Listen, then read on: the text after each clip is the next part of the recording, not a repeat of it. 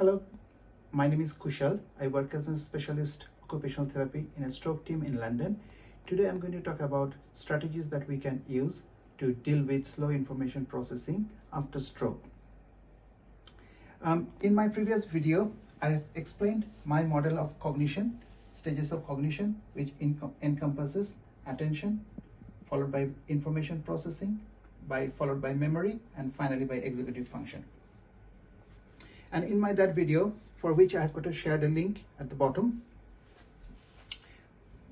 we have talked about the funnel being the attention and the will being the information processing capacity. Sometimes after stroke, our attention might be smaller, so the funnel becomes narrower, and also the will turns slowly. So if the orange is the information that is coming into the brain, gets squeezed at a slower speed, so we might not be able to squeeze all the oranges that we used to be able to do it, number one. Or number two, we might not be able to get all the juice out of each oranges, and as a result people might feel that their memory is not working quite all right, although actually the problem might be in the information processing or attention phase. So have a look at that video, that will give you more information. So now I'm going to focus on what are the strategies we can suggest to deal with slow information processing or reduced attention.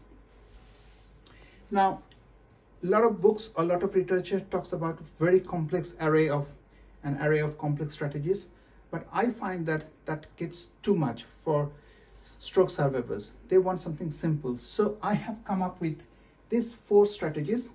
The acronym is ACRN. Let me explain to you. The first strategy is pay attention when you are doing a job.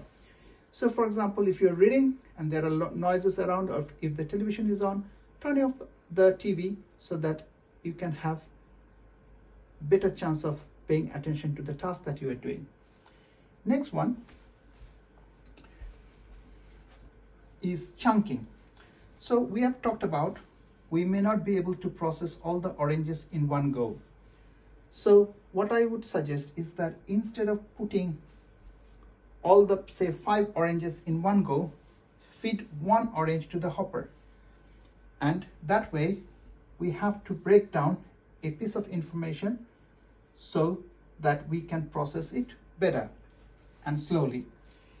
So my first strategy is attention, next strategy is chunking, and the third one is that even after reducing the attention distractions or chunking, our brain still might not be able to process it fast enough. So although we have fed only 1 orange and it goes to the whole cognitive wheel, but it still doesn't squeeze all the juice. In that case, we might have to collect the residue and feed it again. So we are passing it through that wheel again and again, and that relates to repeat or rehearse. Particularly if we are reading a piece of information and we are trying to digest it, so repeat and rehearse can be quite effective. And finally, if the internal processors are not sufficient enough to process the information, we rely on external help by taking notes. It can be, mostly I recommend taking paper notes if you are able to take notes while doing another task. For some people it may not be appropriate, but grossly speaking, these are the 4 strategies that I recommend, ACRN. I hope it makes sense. I will follow up with more videos that might explain you things in more details. Thank you so much. And remember, this video is only for information processing and attention deficit. For memory deficit and executive function deficit, I will make separate videos. Please watch out for that. Thanks a lot for your time. Take care. Bye-bye.